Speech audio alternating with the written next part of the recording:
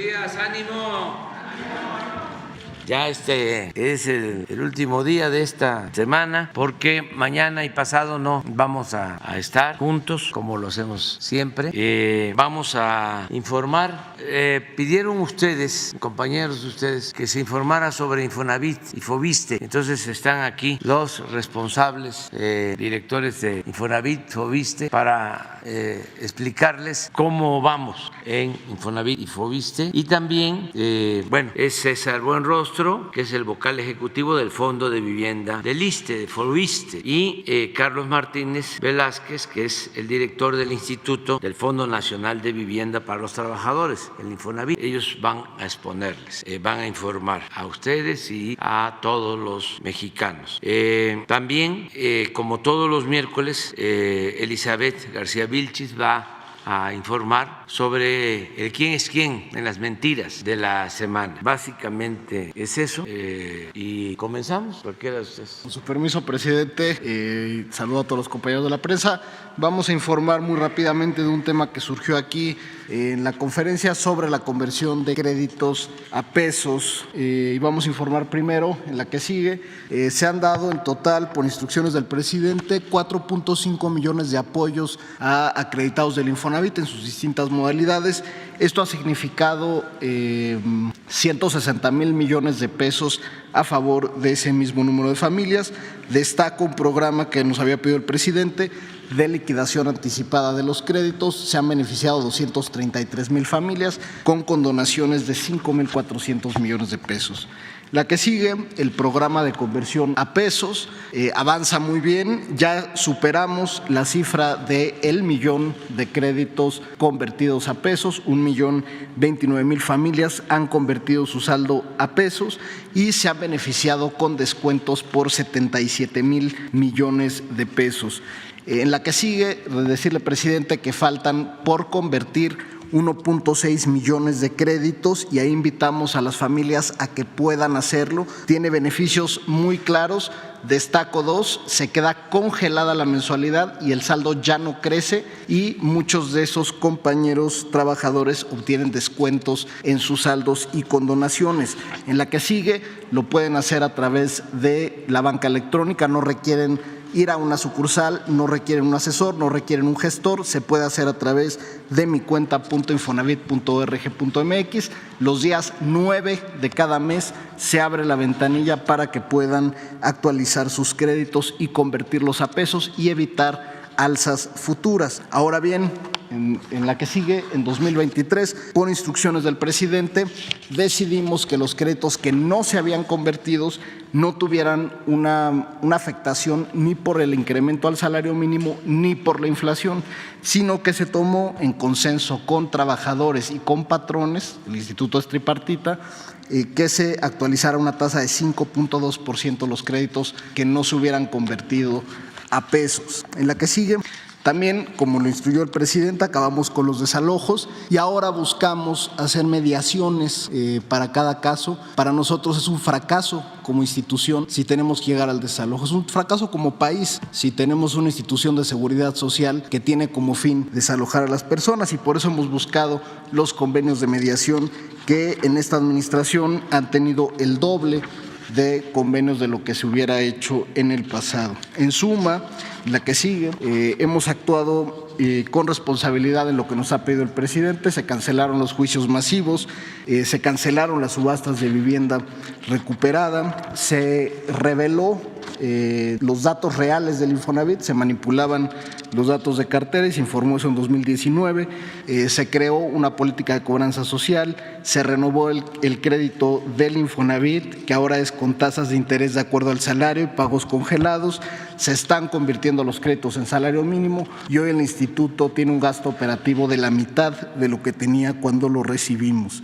La que sigue, también nada más mencionar que para quien ya acabó de pagar su crédito, hemos emprendido la campaña más grande que ha hecho el instituto de regularización de escrituras para quien no tenía. Los que sacaron un crédito con el Infonavit antes de 2008 no tenían escrituras, tenían contratos privados y eso se tienen que regularizar a escrituras públicas y se ha duplicado en el programa de escrituración, y en el caso de quien ha pagado, el Infonavit ha puesto un programa donde nosotros asumimos el costo de la cancelación de hipoteca a favor de las familias que menos tienen, que ha crecido en esta administración como nunca antes había crecido. También informar, presidente, finalmente, en la que sigue, que quien no utilizó su crédito del Infonavit en su vida laboral, en esta administración se han devuelto 100,000 millones de pesos a trabajadores pensionados, jubilados y adultos mayores que no utilizaron su crédito a lo largo de la vida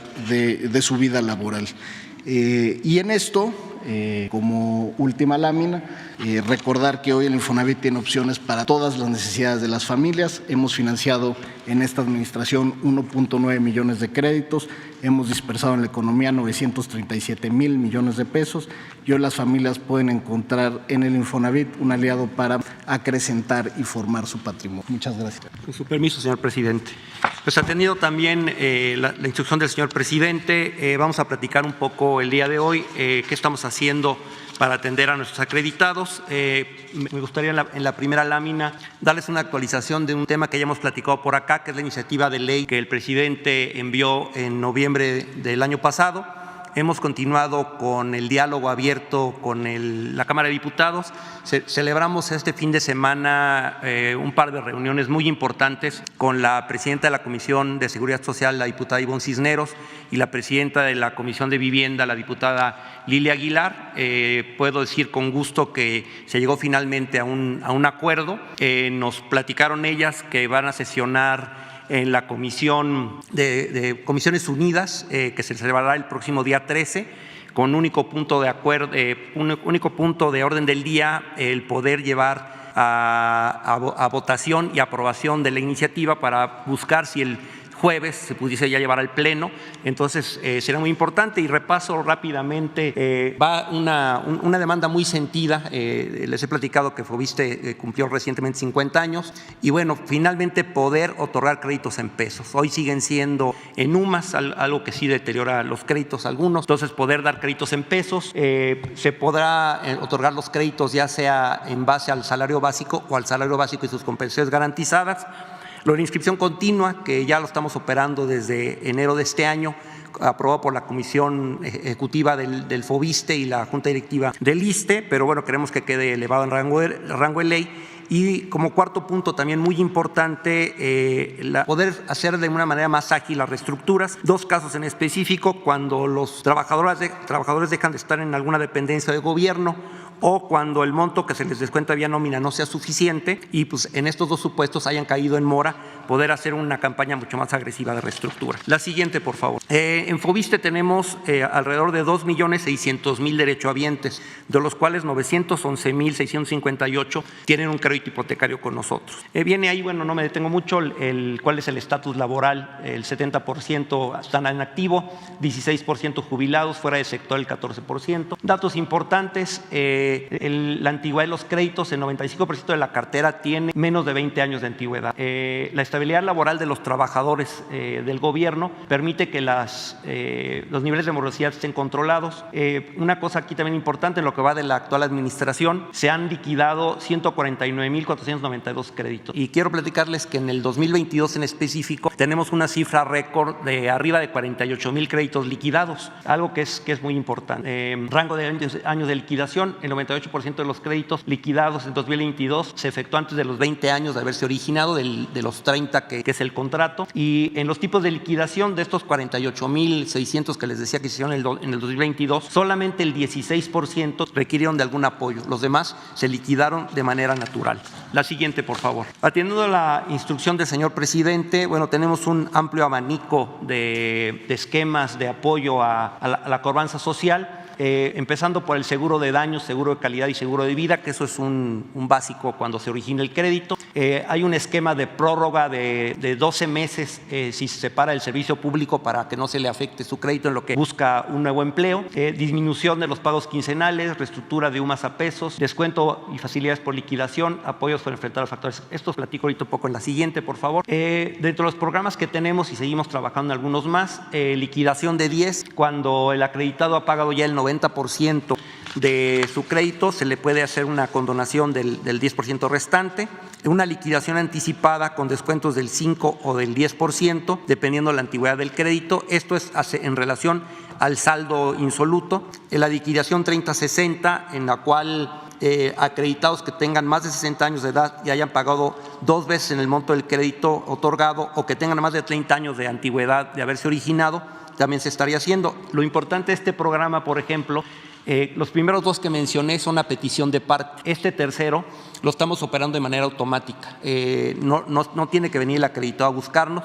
Creo que eso también da un plus. Reestructuración total de liquidación. Esto se operó especialmente con una recuperación de cartera que tuvo el FOBISTE hace varios años. Son para créditos deteriorados por crisis económica. Se les otorga un descuento del 34% sobre el saldo pendiente. Disminución de la obligación de pago quincenal. Este programa está trabajando muy bien. Lo llamamos solución a la medida, pago piso. Estamos haciendo una serie de estudios económicos para determinar el valor real de lo que puede pagar el acreditado. Lo estamos trabajando ahorita en especial con gente que ha salido del sector. Entonces estamos avanzando rápidamente con ellos y ha habido una buena respuesta. Y ya habíamos también platicado de esto, el descuento o lo que está haciendo el FOBISTE este año por primera vez en los 50 años de absorber en un porcentaje, es el 11.5% del valor de la UMA, 4,000 millones de pesos. La vez pasada que platicamos de esto estábamos por llevarlo a nuestra comisión ejecutiva y a la Junta Directiva del ISSSTE. Hoy les puedo decir que ya ha sido aprobado por ambas instancias y pronto podremos tener ya que todos los 911,000 acreditados lo puedan ver en su estado de cuenta. La siguiente, por favor. Una cosa muy importante que nos ha instruido el presidente es la cuestión de la certeza jurídica. Hace un poco más de un año que llegamos nosotros al FOBISTE, encontramos que había alrededor de 64,000 testimonios pendientes de entregarse en un rango entre 2009 y 2019. Hemos avanzado de manera importante. Hoy en día tenemos solo por resolver, hubo un avance del 64%, tenemos por resolver 22,885 casos. Desafortunadamente esos son un poco más lentos porque muchos pertenecen a las vivienderas que tronaron cuando fue el crack inmobiliario que resolver jurídicas, pero bueno, estamos con la firme intención de hacerlo. Y hemos trabajado muy de la mano con el Colegio del Notariado Nacional para poder llevar a buen término eso. Y la otra parte de la certeza jurídica es la cancelación de hipotecas. En el 2022 se suscribieron 30,325 hipotecas de 31,809 proyectos que ya estaban validados. Fue un 53% más que lo que se hizo en el 2021. Y a partir de 2023 se han seguido cancelando hipotecas. Se tiene un programa de hacer semanalmente en la Ciudad de México y bimestralmente se está acudiendo a todos los estados de la República para también tener esta firma de escrituras. Y estamos diseñando un programa para que se pueda hacer de manera más ágil con nuestros departamentos de vivienda. Y como último punto, tendría yo un encargo también importante de parte del señor presidente, el licenciado Andrés Manuel López Obrador, que es atender conjuntos emproblemados o conjuntos que han sufrido daños debido a algunos fenómenos meteorológicos. Ejemplifico 5, Villas Tlalmeca, que en Chilpancingo, Guerrero, fue un sismo el 19 de septiembre del 2017, fue un conjunto dictaminado como inhabitable y pérdida total. Es muy importante no perder de vista estos dos supuestos que debe tener en el FOBISTE. Se liquidaron 15 créditos hipotecarios, se les dio la posibilidad de ejercer un segundo crédito y hoy ese edificio que se ve ya en ruinas ya fue demolido, para evitar que mañana alguien lo pueda invadir y bueno, ocurra un riesgo de pérdida de vidas humanas. Uno que hemos estado atendiendo muy de la mano de Protección Civil, de SEDATU, del propio gobierno del estado, Pedregal de Cantalún en Acapulco, Guerrero, un sismo el 7 de septiembre del 2021. El conjunto también fue dictaminado como inhabitable y como pérdida total. Ahí operamos en la cual se hizo la cancelación de la deuda pendiente, se les va a devolver a los los acreditados los pagos que hicieron. Son 206 acreditados del FOBISSSTE. Tenemos con el Infonavit, es una cosa que estamos trabajando conjuntos, ellos tienen alrededor de 400 y puedo decir con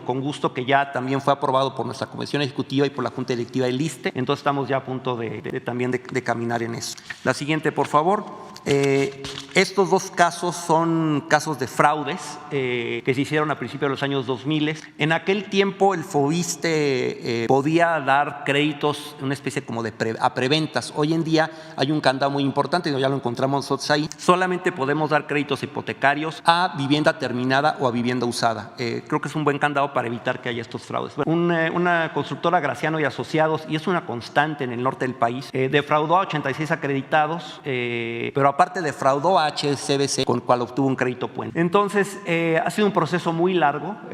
Primero hubo que, comprar los créditos que tenía, los predios que tenía HSBC, pues hacer los propios. Ya escrituramos el nombre de los acreditados. Se está ya iniciando las obras. Apenas la semana pasada inició la terminación de las viviendas y la próxima semana iniciaremos con la urbanización del desarrollo. Esperemos terminar alrededor de mediados o finales de septiembre de este año. Y fue un impacto financiero para el fondo de 10 millones de pesos para comprar los inmuebles a HSBC y alrededor de 46.6 millones de pesos para terminación de obras y urbanización. Quintas del Desierto 2 es un caso parecido. Igual la constructora Graciano y Asociados incumplió las 23 viviendas. Este es un caso del 2006.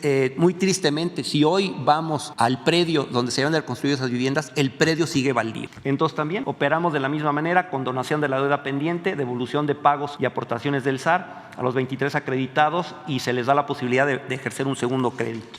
Seguimos trabajando con algunos otros casos parecidos.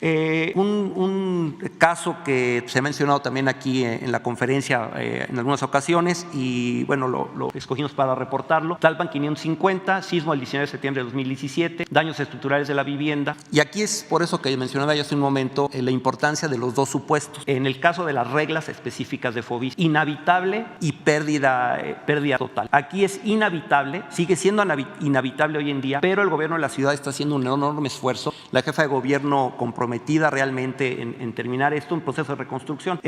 Nosotros desde hace ya, desde el 1 de septiembre de 2022 y hasta el 31 de agosto del 2023, tenemos suspendidos los cobros y no se le están generando intereses a los 80 y tantos acreditados que tenemos. Entonces, el compromiso es seguir así hasta que los acreditados no reciban su vivienda, no se les hará cobro alguno. Realmente nosotros no estamos en posibilidades por las propias reglas del FOBISSSTE. Mientras exista la garantía hipotecaria, nos es imposible el poder liquidar los créditos. El compromiso, insisto, sigue en la suspensión de los pagos y una vez que reciban las viviendas, pues podríamos platicar uno a uno con los acreditados para poder ver si hay alguna reestructura. En especial sabemos que hay un grupo importante de jubilados, entonces ver cómo se les puede apoyar. Pero una vez que hayan recibido la vivienda, para saber cuánto tiempo más queda del crédito y poder hacer esta reestructura. Sería todo por mi parte. Con permiso, gracias. Con su permiso, señor presidente. Buenos días a todas, a todos. Hoy es 5 de abril. Esta es la sección ¿Quiénes quieren las mentiras de la semana? Y vamos a comenzar con la primera. La trama del misterioso barco ruso que provocó la publicación de mentiras por periodistas y medios. Estos que son los mismos de siempre. Según medios y periodistas de la oposición, ahora sí se hizo realidad la pejestroika de la 4T. Y el presidente Andrés Manuelovich recibe ayuda de Moscú para enfrentar la crisis de precios de los combustibles. Pero todo eso resultó un cuento. Medios de comunicación como El Economista, El Financiero y periodistas como Joaquín López Dóriga, sí, otra vez Joaquín López Dóriga, difundieron la supuesta llegada de un buque ruso con combustible de diésel al puerto de Guaymas, Sonora, lo cual no fue verdad. Esa información se presentó como un acontecimiento que se daba tras las tensiones, según ellos, vividas para imponer el embargo de las exportaciones rusas, especulando que a raíz de ello podría darse un conflicto entre México y Estados Unidos. Pero el 30 de marzo pasado se supo que esa información era mentira, pues la Administración del Sistema Portuario Nacional confirmó que el barco de bandera rusa que arribó al puerto de Guaymas estaba cargado de fertilizantes y no de diésel. Resultó que el buque mercante Lucas I, con bandera de Chipre y proveniente de Rusia, arribó al puerto de Guaymas con una carga de 25,000 toneladas de fertilizante que será distribuido para productores de todo el país. López Dóriga escribió: ¿viene otro conflicto entre México y Estados Unidos? En próximos días llegará a Guaymas, Sonora, un buque ruso cargado con diésel. Y ya en su tuit dice: con información del Financiero. Yo creo que para no quedar tan mal. Pero en fin, el cuento se acabó, pero lo que no suena lógico suena metálico. Vamos con la siguiente. Mienten otra vez sobre el estado de salud del presidente. El pasado fin de semana, durante varios días se dio una verdadera campaña de desinformación con el supuesto de que el presidente de México le habría dado un infarto. La falsedad de la información se pudo comprobar horas después, cuando el Ejecutivo Federal arribó a Ciudad Juárez, Chihuahua, ese mismo día para realizar una gira de trabajo. Al terminar la conferencia mañanera, se difundió en WhatsApp la nota. Escuche. Médicos militares llegaron a Palacio Nacional por una emergencia. Se realizó un cateterismo cardíaco a ya sabes quién. Tras la difusión de esa mentira, comenzó a viralizarse en redes y poco faltó para que diversos medios y periodistas difundieran el bulo sin el menor pudor, ni comprobaran la información. Más parecía que el objetivo era enrarecer el clima y desestabilizar que de ganar la nota. Con esa mentira se lanzaron Pedro Ferriz, Desiree Navarro, Joaquín López Dóriga, sí, Joaquín López Dóriga otra vez, el Monero Garci, el intelectual de derecha José Antonio Crespo y medios como Índice Político, Demócrata Coahuila, también Periodistas Sin Censura, Noroeste, .net y Punto por Punto. Este último siendo la nota más retomada por usuarios y cuentas que reproducen los discursos de la oposición. Aquí, como podemos ver en la pantalla. Si eso no es campaña, les preguntamos, ¿entonces qué es? Hasta Animal Político se subió a la tendencia con una nota de hace 10 años. Hay profesionales de la mentira y la calumnia como Pedro Ferriz que reproducen cotidianamente este tipo de ataques contra el gobierno, contra funcionarios y sobre todo contra el presidente López Obrador. Llama la atención el columnista Francisco Rodríguez, que escribió una columna que se publicaba en el periódico El Universal, que en chats de periodistas estuvo promoviendo la mentira y luego en redes sociales. Todavía el 3 de abril pasado publicó su colaboración bajo el título ¿Qué tan enfermo está AMLO?, en la que sin empacho asegura que fue verdad el ataque al corazón al presidente, de ese tamaño, lo cual a estas alturas era más que evidente que era una mentira. El colmo, como dijimos, fue Animal Político. Miren lo que hizo. Este periódico Animal Político, dirigido por Daniel Moreno, que de manera tramposa actualizó una nota de 2013 para aparecer en los motores de búsqueda de Google. Si nosotros poníamos en cualquier buscador AMLO infarto para investigar, nosotros que realizábamos la investigación, esto es lo que aparecía, que se había publicado hace unos días, pero al darle clic era una nota del 2013. El propósito es generar entradas a su sitio como si fuese una publicación actual. Así es la ética periodística con la que se maneja este portal. A pesar de las mentiras de la oposición, de medios y de periodistas alquilados a la mafia informativa, el presidente Andrés Manuel López Obrador está al 100. Tras encabezar la mañanera del 31 de marzo, el presidente inició una gira por Ciudad Juárez, Chihuahua, Tijuana, Baja California Sur, Sinaloa y Nayarit. Cabe mencionar, hasta nos dan la oportunidad de informar para los que no se enteraron, con esta gira el presidente concluyó las reuniones con servidores públicos de los 32 estados, en las que informó que de las 2,744 sucursales del Banco del Bienestar proyectadas, 2,138 ya se han edificado y están en proceso de construcción otras 553. El Banco del Bienestar es ya el más grande de México. El propio presidente de la República, Andrés Manuel López Obrador, publicó en sus redes un balance y fotografías de su gira. Así la mentira terminó por caer. Pero vamos con la siguiente, ya saben. Casi a diario, el periódico Reforma publica noticias falsas contra la 4T. En otro intento por descalificar al presidente de la República, el pasado domingo 2 de abril, el diario Reforma publicó en portada una foto en la que aparece el presidente junto a la familia de Jorge Tadei, quien es delegado de la Secretaría de Bienestar del Gobierno de México en Sonora. La foto iba acompañada de un sugerente texto al estilo Reforma. Aunque AMLO había asegurado no conocer a Guadalupe Tadei, la nueva presidenta del INE, una imagen en redes sociales revela lo contrario. Reforma quería decir que el presidente había mentido, pues en la conferencia matutina, en este mismo espacio, dijo no conocer a la nueva presidenta del INE. Pero en esta foto no aparece Guadalupe Tadei. Reforma mintió. La foto que publica Reforma fue retomada por personajes de la oposición, como era de esperarse. Esta cuenta que vamos a poner en la pantalla fue la primera que propagó el infundio.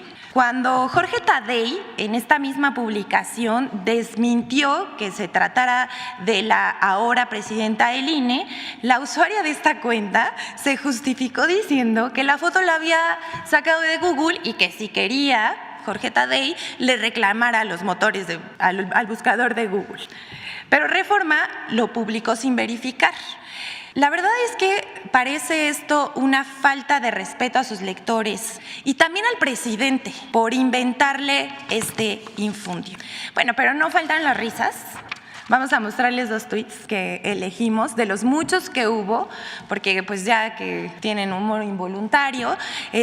La Catrina Norteña publicó: sale una foto del expresidente Felipe Calderón cuando pactó con el Chapo. Esto confirma lo que se dijo en el juicio de García Luna, que el Chapo era socio de Calderón. Así se hacen las fake news, López Dóriga y Reforma, con la excusa de que la foto está en Google. Vaya periodismo. Y sí, esta nota sí está en Google, pero pues por supuesto que es fake. Y Poncho Gutiérrez, a su más fiel estilo, escribe 5 puntos sobre la usuaria que publicó esta mentira. Luna busca una foto de AMLO con Guadalupe Tadei. Luna publica la foto diciendo mentiroso a AMLO. Le aclaran que la foto no es de Guadalupe Tadei. Luna dice que no le importa, se enoja y la sigue compartiendo. Guadalupe Tadei sigue siendo la presidenta del INE. Y bueno, hasta aquí la dejamos sobre esto, pero les va una nota que no es falsa, es una información para que todos la tengamos presente. Lorenzo Córdoba cambia latinos. Uno, pues ya no saben si reír o llorar con esta noticia, pero el propio expresidente del Instituto Nacional Electoral, Lorenzo Córdoba, anunció que después de su encargo regresa a la UNAM y que entra como colaborador en Latinos de Loret de Mola. Nosotros le preguntamos, ¿será que ahora sí quiere cumplir su sueño de ser la voz firme de un medio conservador, como dice Loret de Mola? Lo dejamos ahí, pero vamos a presentar ahora la colaboración con Infodemia sobre las noticias falsas en medios de Estados Unidos en torno al debate sobre el fentanilo y las posturas del senador Lindsey Graham y el presidente López Obrador.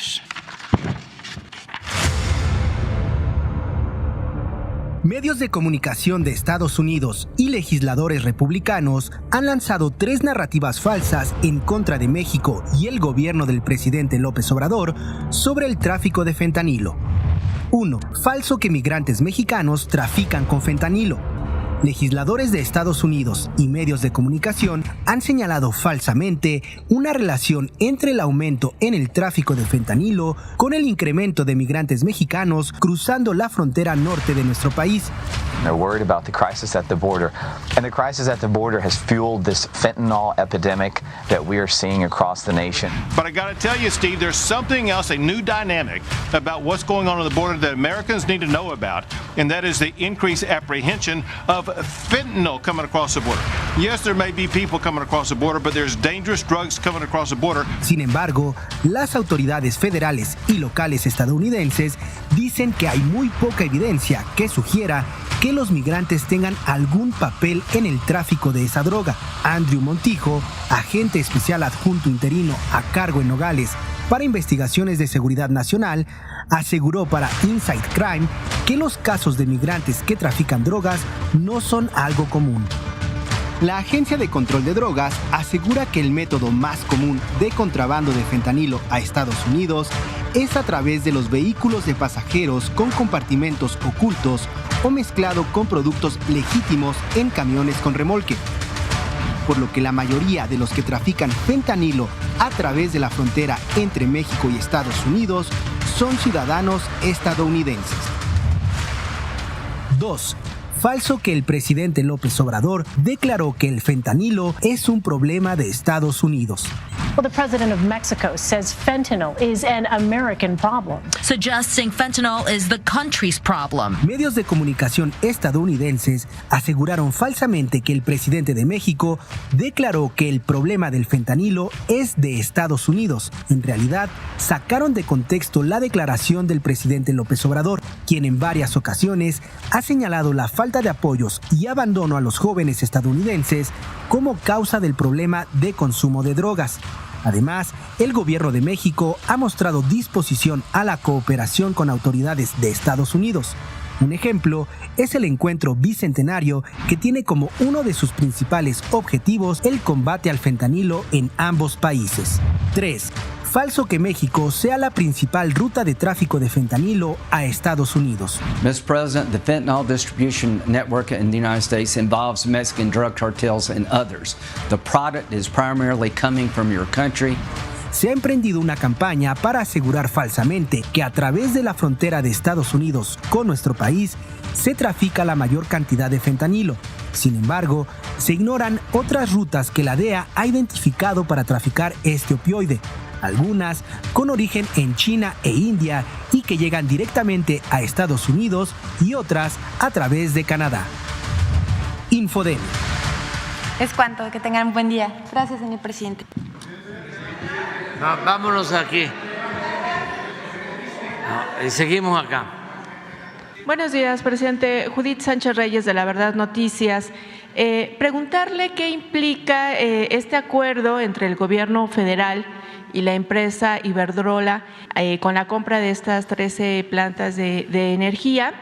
Preguntarle si Banobras será quien cubra pues, los 6,000 millones de dólares por esta transacción y qué lo llevó a realizar justamente este acuerdo, tomando en cuenta pues, que en algunas ocasiones usted había comentado que esta empresa veía como tierra de conquista a nuestro país. ¿Qué le hizo cambiar de opinión?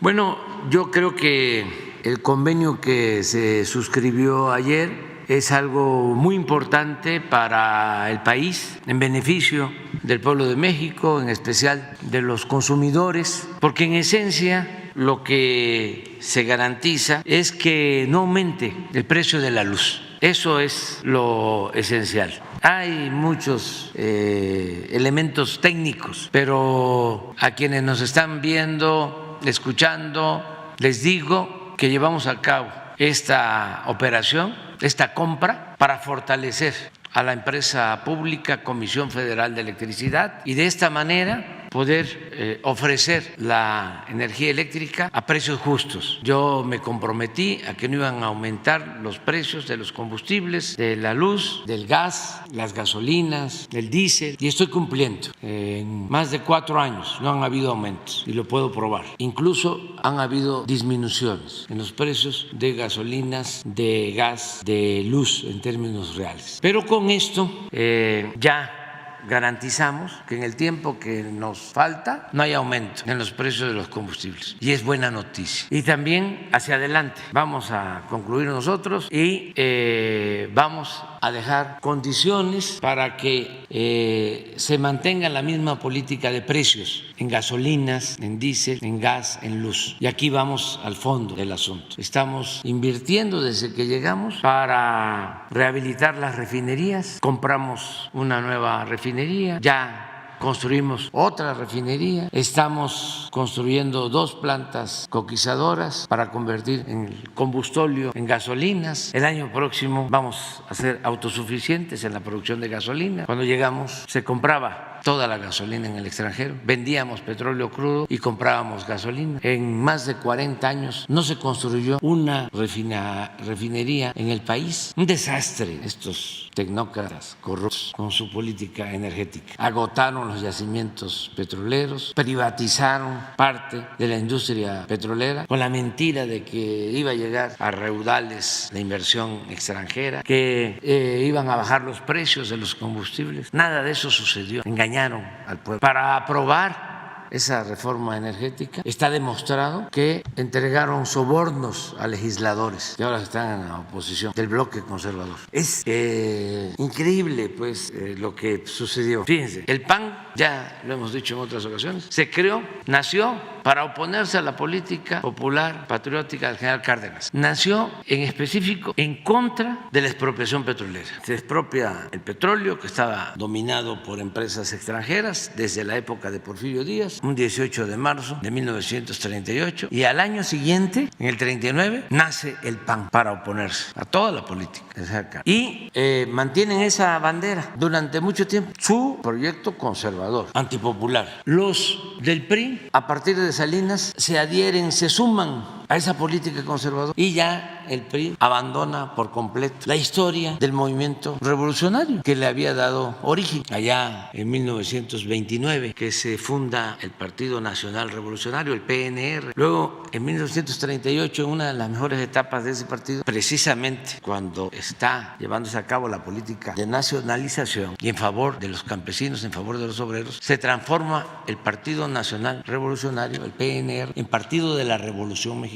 Y luego ya viene la decadencia, el abandono de los ideales revolucionarios posterior al sexenio del general Cárdenas, y ya surge el PRI, el Partido de la Revolución Mexicana se convierte en Partido Revolucionario Institucional, 1946. Bueno, pero todavía seguía manteniendo una política nacionalista en lo general, aunque ya en el caso del petróleo, por ejemplo, ya habían entregado las primeras concesiones, los llamados contratos riesgos, ya habían entregado pues toda la franja costera del Golfo de México a empresas extranjeras. Sin embargo, con el presidente Ruiz Cortines, con el presidente López Mateos, incluso con el presidente Díaz Ordaz, se da marcha atrás a esa política. Se reforma la Constitución con el presidente Ruiz Cortines y se establece en el 27 que en materia de petróleo no se entregarán contratos. Y luego en el sexenio siguiente de López Mateos se establece en el 27 no se entregan en materia de petróleo ni concesiones ni contratos. En el siguiente sexenio, siendo director de Pemex don Jesús Reyes Heroles, presidente Díaz Ordaz, se cancelan los contratos que se habían entregado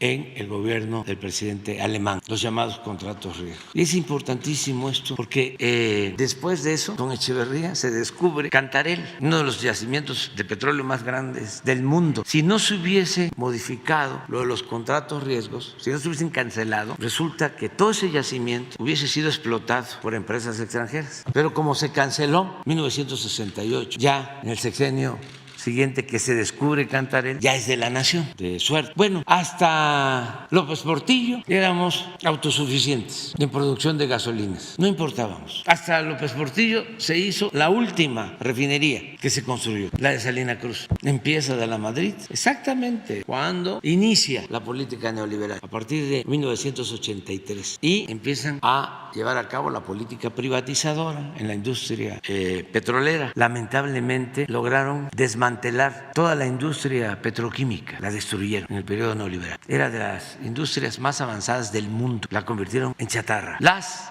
refinerías, pues ese era el destino que llevaba, porque cuando asumimos el gobierno, las 6 refinerías que heredamos estaban produciendo al 38% de su capacidad. Ya habían vendido incluso algunas plantas dentro de los complejos de refinación. Con este acuerdo, entonces... Entonces, es que es muy interesante. O sea, es que ustedes me preguntan y a mí me permite esto informarle a la gente, porque ya lo he dicho muchas veces, sin contexto no se entienden las cosas. No hay texto sin contexto. Entonces, ¿qué pasa? Nosotros pues cambiamos el rumbo de la política energética y nos hemos propuesto ser autosuficientes y ya lo estamos logrando, y eso nos ha ayudado mucho porque de esa manera hemos controlado el incremento inflacionario, es decir, el aumento de los precios, porque paramos la privatización de la industria petrolera. ¿Pero a qué voy?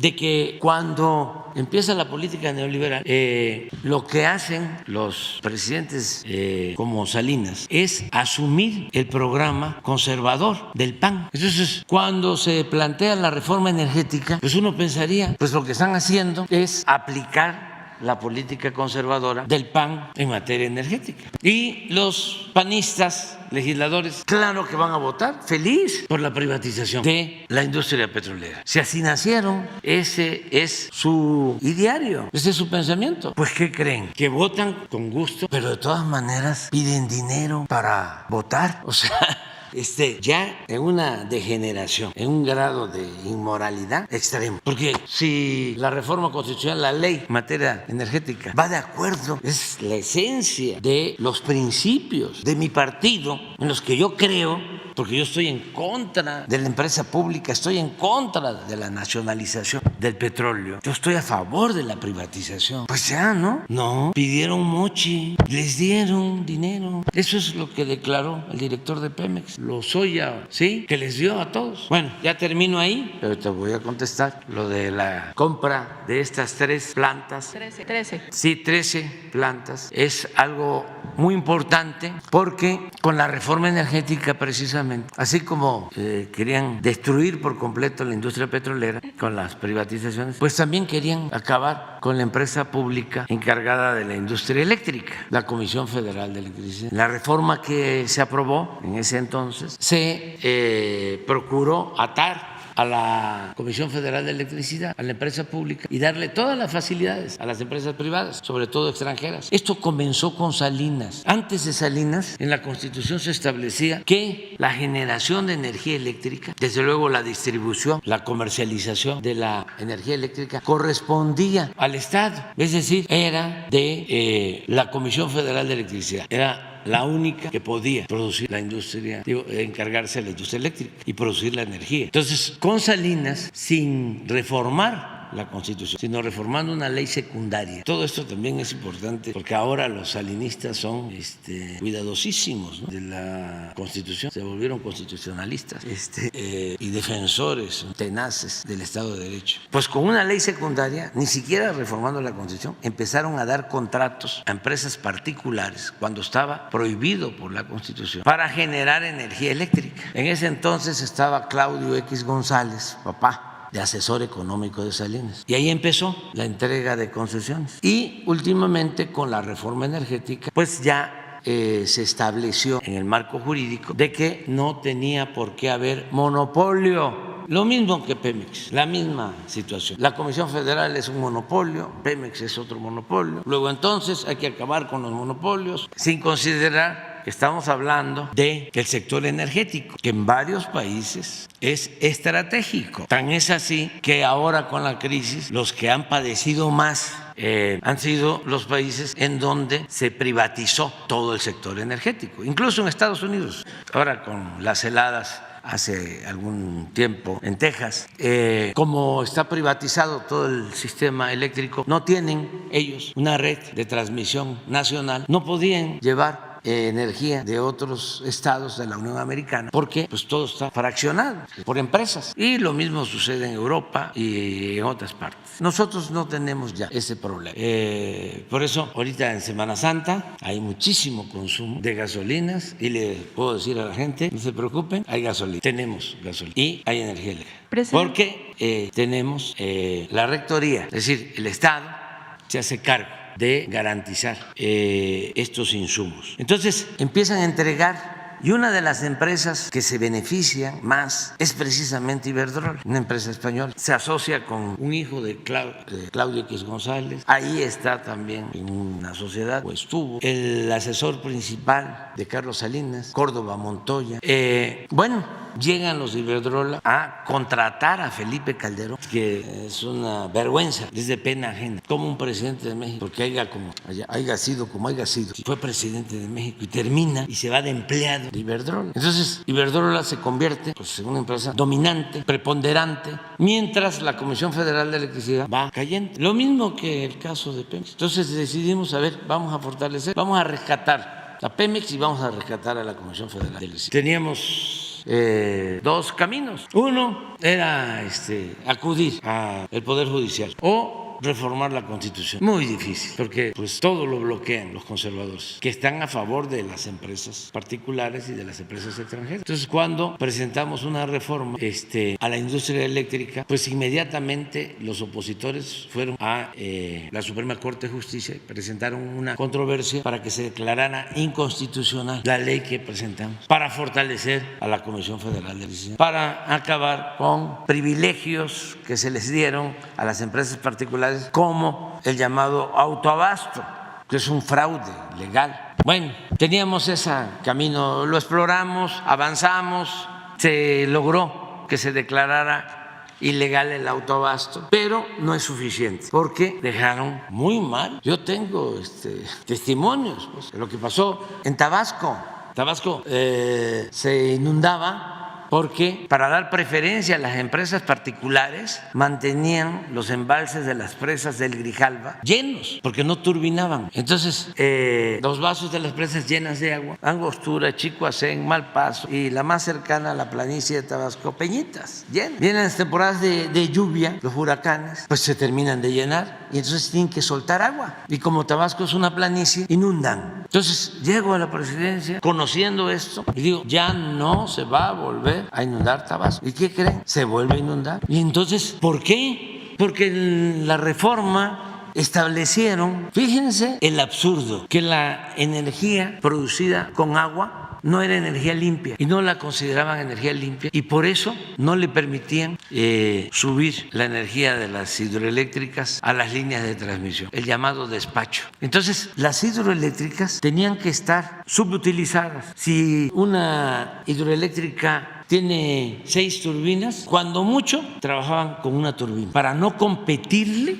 a las empresas particulares, que eran las primeras que despachaban. Así, bueno, después de que se inunda Tabasco, emite un decreto, porque es hasta un asunto de derechos humanos. ¿Qué creen? Empiezan a turbinar. Hay pruebas de lo que les estoy diciendo. Las 4 hidroeléctricas. Aumenta la capacidad de generación de energía eléctrica. Desde luego, más rentabilidad, más utilidades para la Comisión Federal de Electricidad. Llevábamos 6 meses así y manteniendo los vasos de las presas controlados para que si se presentara la temporada de lluvia no tuviésemos ningún problema. ¿Qué creen que sucede? Presentan un amparo en contra del decreto. Entonces ahí ya dijimos, pues esto está muy grave. Ya, porque crearon todos estos organismos que hemos hablado, supuestamente autónomos. De la competencia, que la señora, una vez que terminó de su encargo, se fue a trabajar a una empresa privada, a Alfa. No sé si le dieron un trabajo, pero me mandó a decir el de Alfa que si no tenía yo inconveniente, porque la querían contratar. Le digo, sí tengo inconveniente. Pues ella se dedicó a bloquear todas las iniciativas para fortalecer empresas públicas, el interés general, el interés del pueblo y para proteger intereses particulares. Entonces, al día de ayer, la Comisión Federal de Electricidad tenía una participación en toda la generación de electricidad de 39%. Y yo había hecho el compromiso de que teníamos que mantener a la Comisión Federal con el 54% mínimo. Y el acuerdo fue ese, decirle a los particulares, no vamos a expropiarles, no van a dejar de participar, nada más que vamos a buscar que la empresa pública, que es la que garantiza el consumo a todos los hogares y para que no aumente el precio, la tenemos que fortalecer, se va a quedar con 54 y ustedes se van a quedar con 46 del mercado. El 46 es el equivalente a todo lo que consume Argentina, no es poca cosa. Entonces, pero con todos los obstáculos, la Comisión Federal llegó a 39%, es decir, 60% controlado por las empresas particulares, 40% la Comisión Federal. Entonces surgió este planteamiento. Nosotros vamos a seguir peleando por México, porque para eso nos pusieron aquí, para defender los intereses del pueblo. Entonces les dijimos, vamos a buscar un acuerdo y yo quiero reconocer que aceptaron y les compramos 13 plantas de ciclo combinado, 12 y una eólica, alrededor de 6,000 millones de dólares. ¿Por qué podemos hacer esto también? Porque tenemos finanzas públicas fuertes. Te los explico así de manera sencilla. Como no hemos solicitado deuda adicional, hoy el gobierno nuestro, a pesar de la pandemia, tiene menos crecimiento de deuda que el gobierno de Calderón y que el gobierno de Peña. O sea, tenemos un margen como de 3 puntos del producto. Cada punto del Producto Interno Bruto es de alrededor de 300,000 millones de pesos. Casi tenemos una diferencia de 1 billón. No nos vamos a endeudar. De todas maneras, vamos a terminar abajo. Pero traemos un margen. Cuando hablo de 3 puntos del producto, estoy hablando de 1 billón. Para que tengan una idea, la operación de ayer, que además de manera técnica no entra en forma directa a la deuda, pero bueno, es patrimonio ya de la nación. Nos significó 120,000 millones de pesos, como el 0.4% del Producto Interno. Nada, porque tenemos finanzas públicas fuertes. ¿Qué ganamos con esto? Que de 39 pasamos a 55 con las 13 plantas. La Comisión Federal de Electricidad. Dicen, es que no va a operar la Comisión Federal, no puede operar la Comisión Federal de Electricidad. No, la operación la hace Hacienda, es Hacienda, a través de un fondo. Y pues Hacienda no opera. Los trabajadores de estas 13 plantas ya pertenecen al sindicato de electricistas. No pierden, no, ya están en el sindicato. Ellos se van a poner felices, bueno, creo que están felices, porque pasan a formar parte. Ya son del sindicato, la mayoría, están sindicalizados, se mantienen. Además, los necesitamos. ¿Cómo hemos sacado adelante la industria eléctrica, la industria petrolera? Con los trabajadores, son de los mejor que hay. Así hemos rescatado al sector energético. Entonces, esa fue la operación de ayer. Claro, a los conservadores no les gusta. Los entiendo. Además, como siempre hemos dicho, tenemos 2 formas, pues, de pensar y de actuar. Y nosotros sí queremos que se fortalezca esta empresa pública. ¿Qué es una empresa pública? Es una empresa del pueblo. Y se lo dije al director, presidente del Consejo de Iberdrola, porque además se portaron bien y hablamos. O sea, tuvimos diferencias fuertes con él, muy fuertes. Primero porque es una ofensa que una empresa se lleve a un presidente de México a trabajar como empleado, haya sido como haya sido presidente. O sea, es una burla, eso se lo dije. No, me contestó de que yo era un populista. ¿Desde cuándo sabían que hicieron las negociaciones, presidente? Nos confrontamos y tuvimos diferencias, pero miren la importancia del diálogo. Y cuando está de por medio el interés general, o sea, dijimos, esta es una opción, les agrego otra cosa, añado otra cosa. Nosotros de todas maneras íbamos a buscar tener más del 50 al fin del gobierno, pero esto lo íbamos a lograr hasta finales del sexenio de mi gobierno, porque estamos construyendo plantas de ciclo combinado, por ejemplo, en Yucatán. Ya resolvemos el problema de la península, porque estamos construyendo 2 grandes plantas de ciclo combinado, una en Mérida, otra en Valladolid. Ya compramos una planta también de ciclo combinado para resolver el problema del abasto en Baja California Sur, ya porque teníamos problemas de abasto, tanto en la península de Yucatán como en Baja California Sur. Entonces ya resolvimos. Y además estamos cambiando turbinas y modernizando como 10 hidroeléctricas. Entonces calculamos que vamos a agregar a la generación de la Comisión Federal de Electricidad a finales del sexenio hasta 15% más. O sea que si con esta operación llegamos a 55, vamos a llegar a finales, podemos llegar a finales al 70 de la generación. Pero como va creciendo la demanda, porque el país crece y de lo que más lo que más se necesita es la energía eléctrica, calculamos que mínimo la Comisión Federal la vamos a dejar con 65%. Y este es un rescate, por eso hablé ayer ayer de una nueva nacionalización. Esto mismo hizo en otras circunstancias y casi en su totalidad para que el Estado se encargara por completo de la generación de la industria eléctrica el presidente López Mateos, siendo secretario de Hacienda Antonio Ortiz Mena. Y el argumento que usaron fue muy válido y justo. Les dijeron a las empresas particulares, si ustedes continúan con el negocio de la industria eléctrica, nunca van a ir a electrificar a los pueblos porque no les va a significar negocio. Lo que pasa ahora con el Internet, ¿dónde hay Internet? Que ya también vamos a resolverlo. Pues donde hay clientes en las grandes ciudades. Por eso ya también el Internet va a ser público. Es una empresa pública, dependiente también de la Comisión Federal de Electricidad, para que podamos, así como se electrificó todo el país después de la nacionalización que llevó a cabo el presidente López Mateos en 1960, así va a ser lo del Internet. Bueno, antes de irnos va a conectarse el 94% de toda la población del país con Internet. Estamos trabajando en eso. Bueno, en aquella ocasión ese fue el argumento. Les compramos y es el Estado.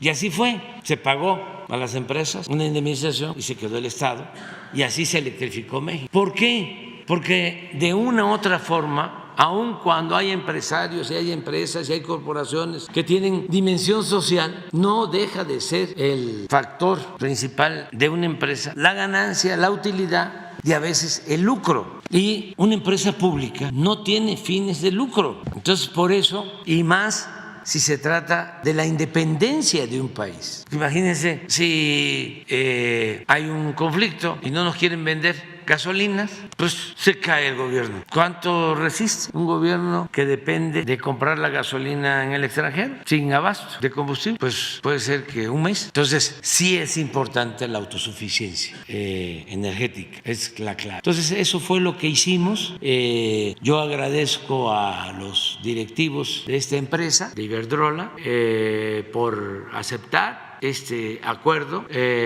Felicito al secretario de Hacienda, Rogelio Ramírez de la O, a su equipo, desde luego al director de la Comisión Federal de Electricidad, Manuel Bartlett, que trabajaron para llegar a este acuerdo. Sobre todo fue una decisión que se tomó y se cuidó mucho para que no se deshiciera, para que no pudieran sabotear la operación, porque los conservadores son muy coléricos, enojones, y se obnubilan mucho. No sé qué estén opinando. La gente aquí, eso sí, porque tengo manera de medirlo, está muy contenta.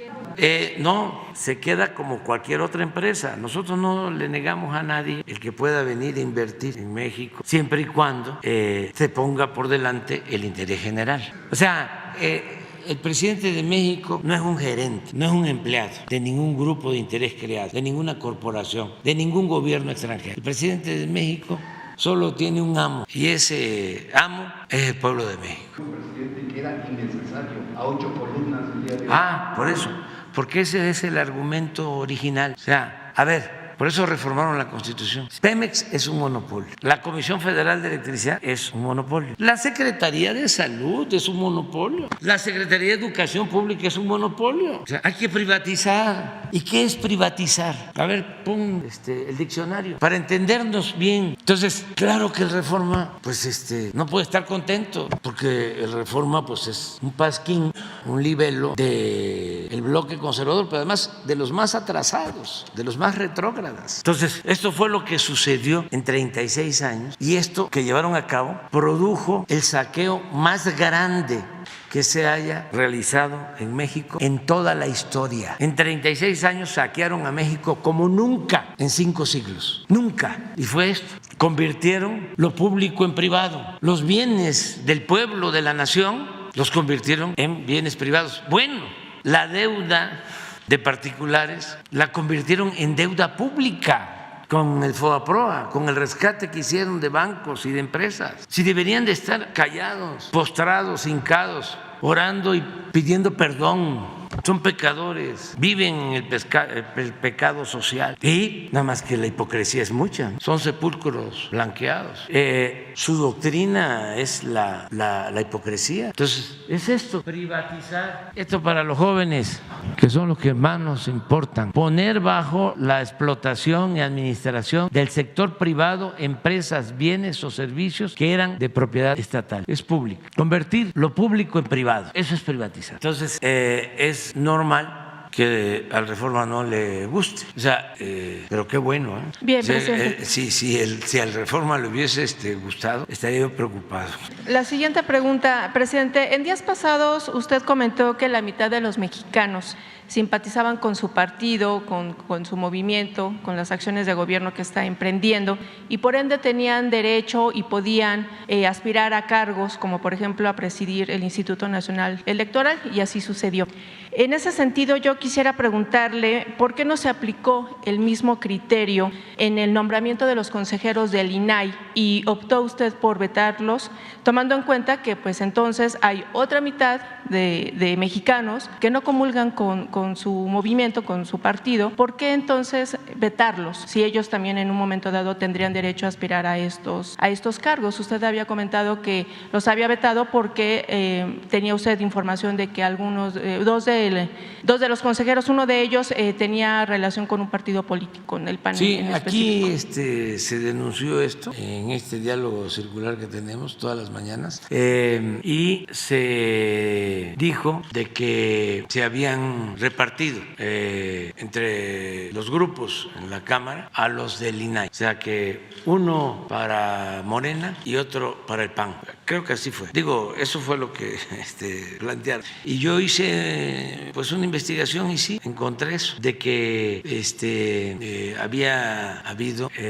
participación de los partidos y que incluso ni siquiera habían pasado el examen o no habían estado en los primeros lugares. Sí, entonces dijimos, pues no. ¿Cuál es la diferencia con lo del INE? Pues que en el caso del INE fueron 20 y hubo un sorteo y de ahí salieron 4 y eso es democrático. Claro que pues a los conservadores y a los medios de información de la derecha, defensores de los corruptos, pues no tampoco les gustó. Pero miren lo transparente de todo, ¿no? Como al final de cuentas la verdad se abre paso. La noticia que acabamos de escuchar ahora, el que estaba en el INE, que ya es preferible olvidar esta desfachatez, que se va a la UNAM, pobre UNAM, me habla mi alma mater. No, bueno, pero eso pasa. Pero luego irse de comentarista con Loret de Mola, imagínense cuánta gente engañada defendiéndolos, porque el INE no se toca. Supuestamente ellos, ¿no? Independientes, árbitros, con Loret. O sea,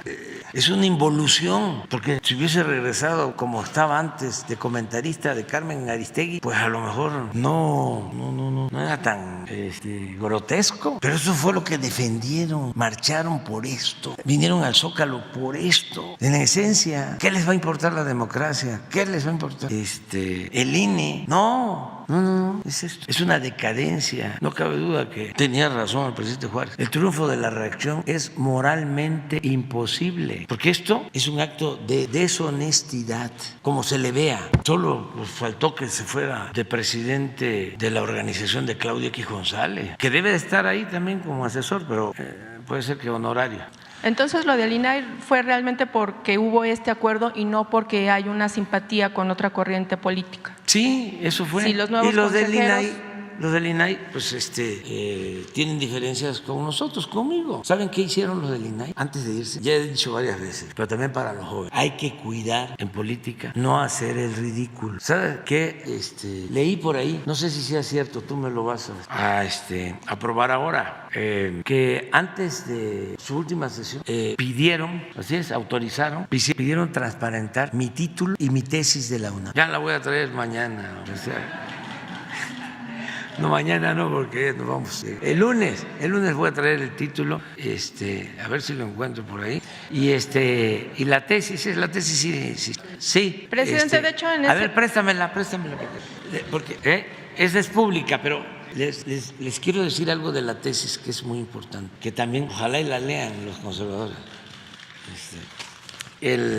Fíjense que yo terminé la escuela en el 76 y me fui de pasante a Tabasco, de director del Instituto Nacional Indigenista. Entré en el 77 y estuve del 77 a 82 de director del Instituto Nacional Indigenista, trabajando para los indígenas chontales. Ahí aprendí a trabajar en favor de los pobres. Esa fue mi mejor universidad. Y luego llegó el maestro González Pedrero, que había estado de director de la Facultad de Ciencia Política, donde yo estudié. Llegó de candidato a Tabasco del PRI y me planteó de que yo pasara a ser presidente del PRI, porque se tenía el propósito de democratizar al PRI. Es muy difícil democratizar un partido de Estado. Entonces, pero nosotros empezamos con eso. Antes había sucedido lo del finado Carlos Madrazo, que también quiso democratizar al PRI y no pudo. Incluso se habla de que a él lo asesinaron. Bueno, y nosotros empezamos a democratizar, a hacer asambleas en los pueblos para que los comités, se llamaban seccionales, fuesen electos por la gente en asambleas democráticas y no designados por los presidentes municipales, como era la costumbre. Entonces, cuando empezamos a hacer esto y a darle el poder al pueblo, pues se gestó una rebelión en contra mía. Y una mañana me convocó el maestro González Pedrero, al que admiro mucho, ya falleció, pero una gente extraordinaria, un maestro, uno de los mejores estudiosos de filosofía política, de historia de las ideas políticas. Bueno, entonces ya había una rebelión de presidentes municipales contra de nosotros, que éramos muy jóvenes. Entonces me ofreció ser oficial mayor del gobierno del Estado y pues fui oficial mayor 24 horas, porque fueron también de esas decisiones históricas. Llegué ahí y el secretario de gobierno, que ahora es amigo, siempre ha sido amigo, pero en ese entonces pues, nos distanciamos. El secretario de gobierno era José Eduardo Beltrán, que ahora es consejero de Pemex. Él me fue a dar posesión de la oficialía mayor y le dije ahí a los que estaban, director administrativo, derechos, recursos humanos y todos los que tenían la oficialía mayor, eran los tiempos de las vacas gordas, de mucho auge, ¿no? Ser oficial mayor, imagínense. Pero qué buena decisión, porque me hubiese aceptado eso, me hubiese yo perdido. ¿Sabe en qué? Mínimo en lo administrativo. ¿No? Hubiese yo hubiese abandonado el noble oficio, ¿no? el ser transformador, que es algo extraordinario. Bueno, el caso es que llego ahí y le digo a los que están, a ver, ¿quién sabe más de esto? No, pues un contador de Wii. Quédese aquí, yo ya voy a regresar. Procure que no falte nada, que no se pare el gobierno. Y yo ya regreso. Ya pasé a buscar a mi esposa, afinada, Rocío, a su trabajo y le dije, voy a anunciar. Y para que vean lo solidario de las compañeras, ¿no? Como también de los compañeros. ¿Cómo no puede un dirigente salir adelante si no tiene el apoyo de una compañera, o una compañera no puede salir adelante si no tiene el apoyo de un compañero y de la familia en general, ¿no? Su respuesta fue sí, porque ya veníamos hablando de las. Entonces me fui y escribí una renuncia que es histórica, que palabras más, palabras menos dice, agradezco a usted el que me nombre como oficial mayor, pero este cargo me aleja de mi propósito fundamental, que es la de servir al pueblo. Por lo tanto, le presento, o en consecuencia, le presento mi renuncia, carácter irrevocable. Y ya, la dejé y vámonos, porque estaba fuerte. Imagínense decir no en ese entonces. Pero gracias a eso, bueno, ya nos venimos acá. Ahora que hablas del FOBISTE, ¿cómo no voy yo? Es como lo de las becas. Cuando estudié por una beca en la casa del estudiante tabasqueño. Cuando regresé de esa situación de Tabasco, llegué a rentar un departamento, llegamos a rentar un departamento en Copilco, 300. Esa unidad no se me va a olvidar. Y luego ya conseguí trabajo en el INCO, Instituto Nacional del Consumidor. También le agradezco mucho a la licenciada Clara Jussi, me dio trabajo. Fui director de organización en el INCO. Esto de los precios, el quién es quién en los precios, por eso, lo de Sheffield, algo parecido. Y luego, ya estando ahí, conseguí un crédito del FOBISTE y gracias a eso tuve mi departamento. Y lo importante en ese entonces de esos créditos es que las tasas eran muy bajas, que es lo que tienes que procurar. Pero bueno, ese tiempo que no tuve trabajo, después de salir de Tabasco, me dediqué a hacer mi tesis. Ya había yo escrito algo sobre este tema. Y me asesoró la tesis una maestra extraordinaria que ya falleció, Paulina Fernández, que había pues estado de alumna conmigo, pero como yo me fui, ella siguió, se convirtió en maestra. Cuando regreso, ella es mi asesora de tesis. Y nos había dado clase el maestro Octavio Rodríguez Araujo, partidos políticos, a los dos. Y es muy interesante porque, para recibirme, antes en la facultad se necesitaba el dominio de un idioma o la traducción de dos. Entonces me inscribí en el Centro de Lenguas Extranjeras de la UNAM en francés y portugués. Me ha costado el inglés. Y ya terminé el curso, presenté mi examen y ya llené todos los requisitos. Hice la tesis con ella. Y la tesis se llama Proceso de Formación del Estado Nacional en México. Y sí es un aporte, considero importante, porque aquí explico cómo Juárez llevó a cabo las reformas para separar el poder del Estado y el poder de la Iglesia, más que nada del clero. Y aquí explico, y sí es algo, vamos a decir, novedoso, porque imagínense cómo se llevó a cabo esa reforma. Sí, el clero era dueño de todo, pero no solo de los bienes materiales, también de las conciencias. Y el movimiento liberal estaba compuesto por una minoría. Las tierras eran propiedad del clero. Por eso Juárez y Madero fueron muy enfáticos en distinguir al clero de la religiosidad. Son cosas distintas. Juárez era anticlerical, no antirreligioso. El clero era una corporación con mucho poder. Entonces, ¿cómo es que Juárez y los liberales llevan a cabo la nacionalización de los bienes del clero? Como dirían mis paisanos veracruzanos, le zumba. ¿Cómo lo hicieron? Entonces yo aquí explico cuál fue la estrategia central. Con las leyes de reforma, sobre todo la que tiene que ver con la nacionalización de los bienes, lo que hacen es que los grandes latifundios del clero los ponen al mercado y le despiertan el apetito a los propietarios particulares. Y por interés más que por convicción, esos propietarios particulares, de ser conservadores, se vuelven liberales. Y de esa manera el movimiento tiene ya una base de apoyo. Les voy a poner ejemplos. Luis Terrazas, que se convirtió en un gran terrateniente en la época de Porfirio Díaz, pues había estado con Juárez, era juarista. Y Terrazas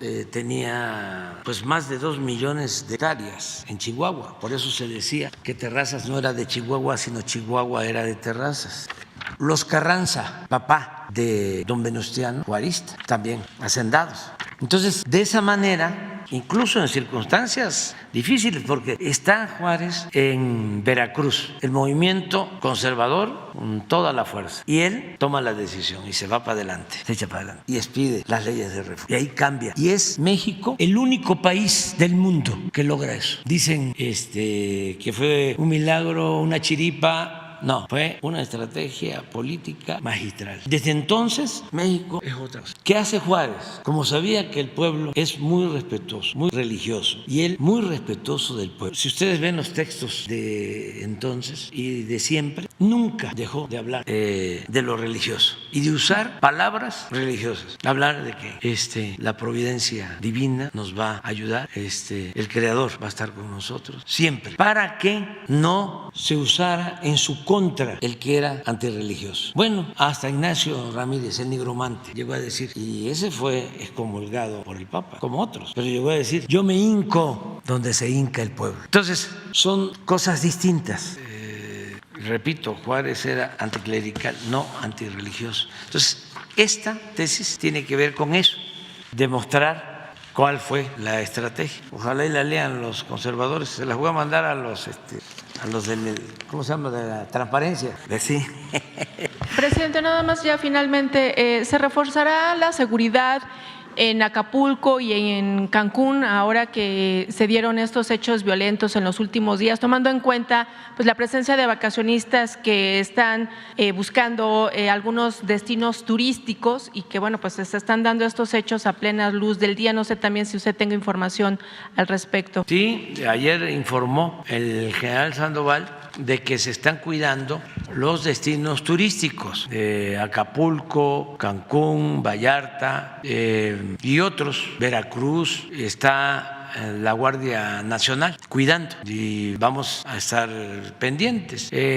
Yo voy a estar fuera, me voy a Palenque estos días, pero pues estoy ahí atento. Se queda de guardia el secretario de Gobernación, Adán Augusto, porque tenemos una reunión hoy por la tarde allá en Chiapas para la evaluación del Tren Maya. Entonces ya no regreso, ya me quedo por allá. Entonces también para informarle internacionales. Vamos a tener hoy a las 10 un encuentro con 10 presidentes de América Latina y del Caribe. El tema es cómo nos ponemos de acuerdo para frenar la inflación, que no haya carestía, que podamos acercar alimentos, productos de primera necesidad a los consumidores, a la gente de nuestros países, a nuestros pueblos. Sí, hacemos intercambio. Ese es el propósito que tiene este encuentro. Es una videollamada. Vamos a participar 10 presidentes. Convocamos nosotros a esto porque consideramos que es de utilidad. Y hoy aparece el nuevo dato de inflación y es bueno porque vamos bajando. Sí, ahí vamos. Muchas gracias a productores industriales, a los que nos están ayudando para que no aumente el precio de la canasta básica. Sí, las tiendas departamentales, Chedraui, Soriana, Walmart, Aurrerá y otras. O sea, porque tenemos una canasta de 24 productos, 1,039 pesos y la verdad ya el promedio está abajo. Y ya vamos así, vamos bajando. Sí, no, para eso incluso es la reunión porque tenemos que estar pendientes de esto, básicamente. Pero ya es muy bueno el dato del INEGI del día de hoy temprano. Ya déjenme ir, ¿no? Sí. Nada más 2 cosas para terminar. Sí, porque van a decir, no hubo nota. Sí, va a haber nota. Ahorita les voy a dar una nota. ¿Saben? Reitero, refrendo, mantengo mi postura de que no debe de utilizarse lo jurídico, los asuntos supuestamente legales con propósitos políticos electorales. Por eso no estoy de acuerdo con lo que le están haciendo al expresidente Trump. No estoy de acuerdo. Es que yo ya lo padecí. Y que no quieran descalificar a nadie en ninguna parte del mundo. Miren lo que le hicieron a Pedro Castillo en el Perú, lo que me hicieron a mí aquí, que me desaforaron porque no querían que yo apareciera en la boleta como candidato a la presidencia. Ese era el fondo de todo, que sea el pueblo el que decida, y no hay que tenerle miedo al pueblo y tenerle confianza, pero no impedirle a nadie que participe. Y pueden decir, es que legalmente sí puede participar. Sí, allá sí, aquí no, pero allá puede participar, pero de todas maneras está expuesto a una campaña de desprestigio, bajo la máxima de que la calumnia cuando no mancha tizna. No sé si haya cometido delito, no me corresponde. Me llama la atención que lo estén acusando de algo que sucedió en el 2000 o en el 2006. No. 16 es cuando presentan la denuncia, pero la supuesta también, o sea, no puedo yo, supuesta o presunta dirían los abogados,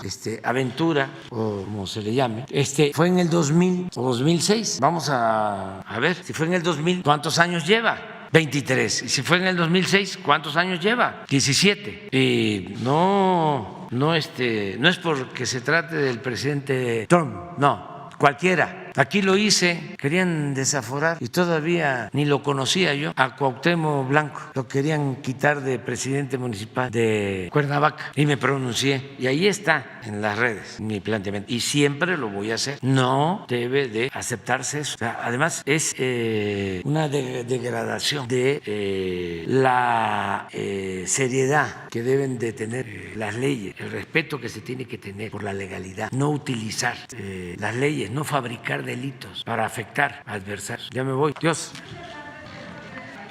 ¿De la qué? El retraso de las pensiones en el país. La solicitud de pensiones tiene retraso entre 6 y 1 año de los que están solicitando pensionarse.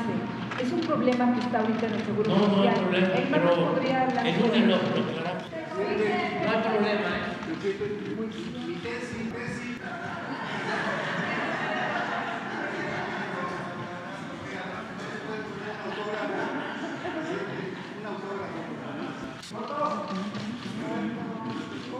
Qué vallado. En Tamaulipas. Carlos, se rayó.